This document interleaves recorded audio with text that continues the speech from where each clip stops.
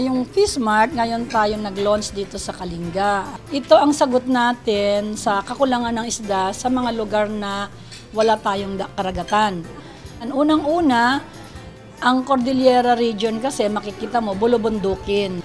Napakaliit ng ating production sa Cordillera. Actually, ang contribution natin sa national production is only 2%.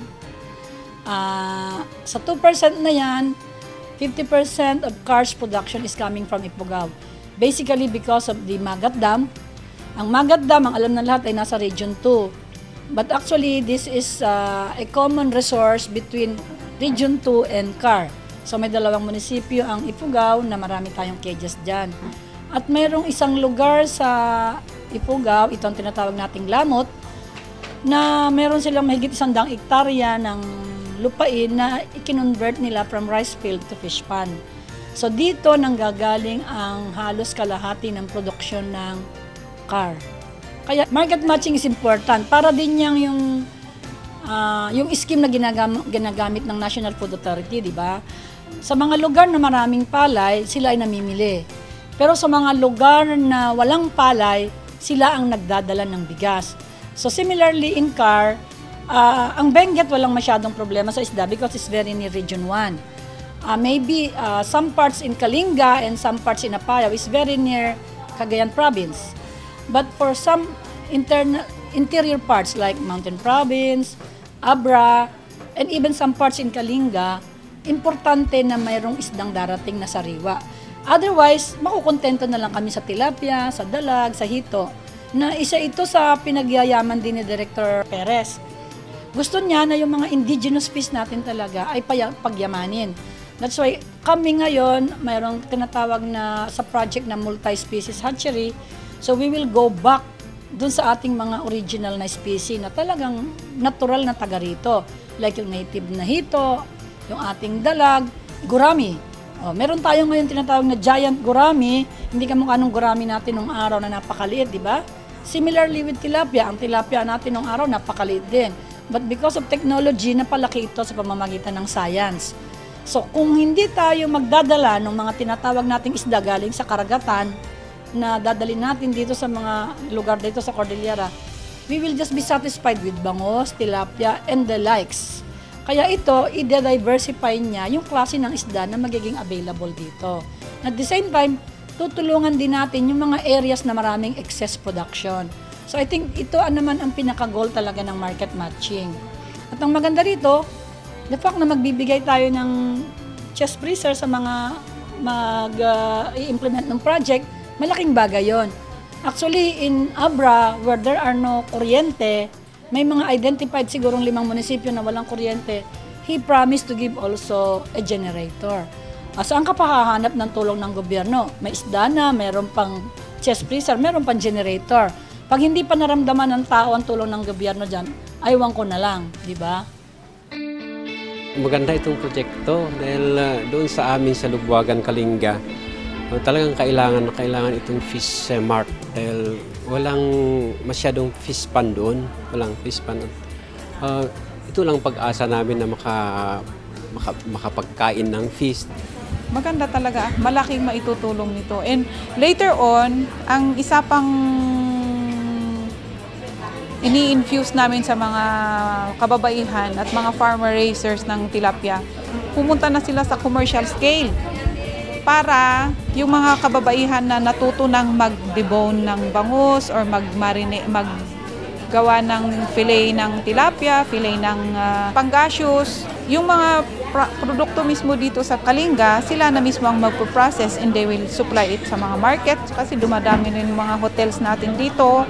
Yun na lang ang mga suppliers nila. At saka sa palengke, natuto na yung mga consumers na saan kaya ako bibili ng fish na ready na to cook pag uwi ko.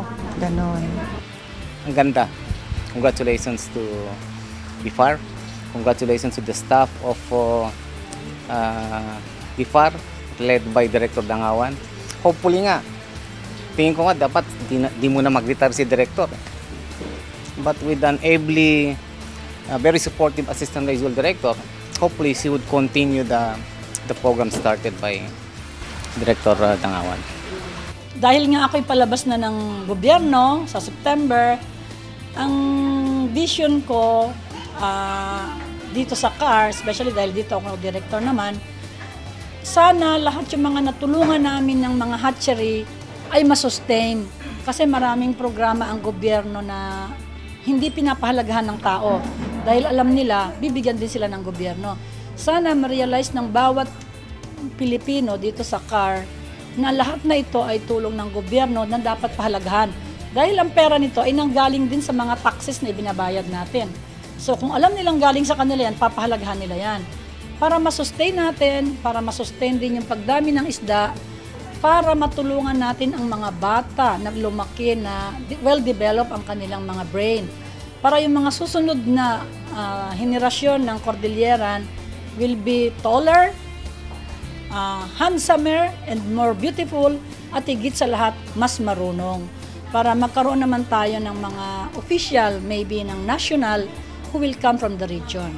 So yan ang vision ko na sana ay magkaroon ng kaganapan kahit wala na ako sa bureau. At ang vision ko din, makita ko ang bureau na magiging Department of Fisheries later on. Dahil yan ang aming mga pangarap, dahil alam namin na pagka kami departamento, iba ang pananaw, iba ang tulong, mas marami kami nagagawa. Sa mga kababayan kong taga-Kalinga, this is a very good project. Napakaganda nitong project. Kasi nung una talagang ito sana lahat ng mga barangay food terminals na in-establish na natin before, they will parang i-patronize ito para yung mga frozen foods na ito darating din sa kababayan natin sa mga far-flung areas, fresh at saka mas mura. Matitikman din nila yung mga marine fishes, marine products na wala dito sa amin talaga. So we should patronize this one. And then we should aim to strive at saka mag-produce more in our own way. Kung wala tayong feeds, do it the organic way. Ang benefits ng mga projects natin, in a way, yung unang-una nga, yung protein source ng body, makukuha rin natin sa fish. At kailangan natin yung protein mula bata hanggang sa pagtanda, kahit matanda tayo, kailangan pa rin natin yun. So kailangan, we have to eat more fish. Actually sa atin sa Kalinga, yung per capita consumption nga natin is hindi natin nakukonsume. Buti pa nga kung may 4 kilos ka or 5 kilos in a year na makonsume yung isang tao na fish. Wala, kulang na kulang.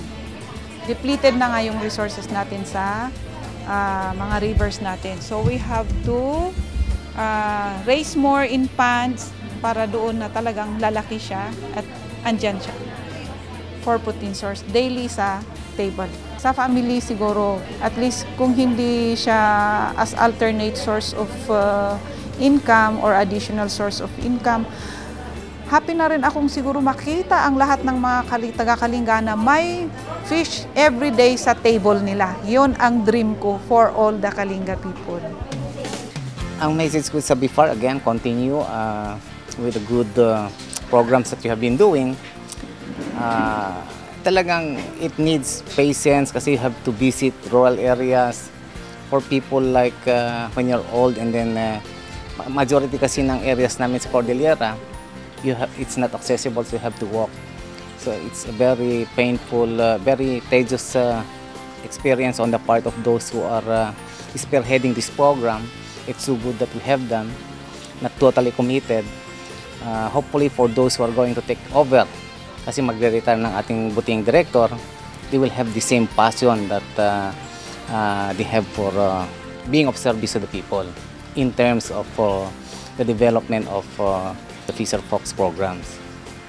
And to the constituents naman ng the province of Kalinga in particular, this is an opportunity for us to take hold of programs that would change the system of our lives.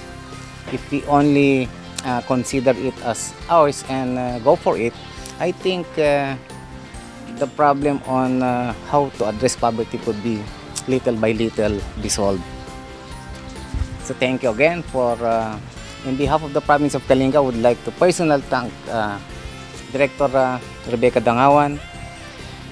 Our visitor was supposed to be with us this morning, but he was not able to take the plane kasi makulimlim nga sa Tuguegarao. Again, kahit wala kayo Director Perez, the message is very clear. You're really for the Fisher Folks and we admire that.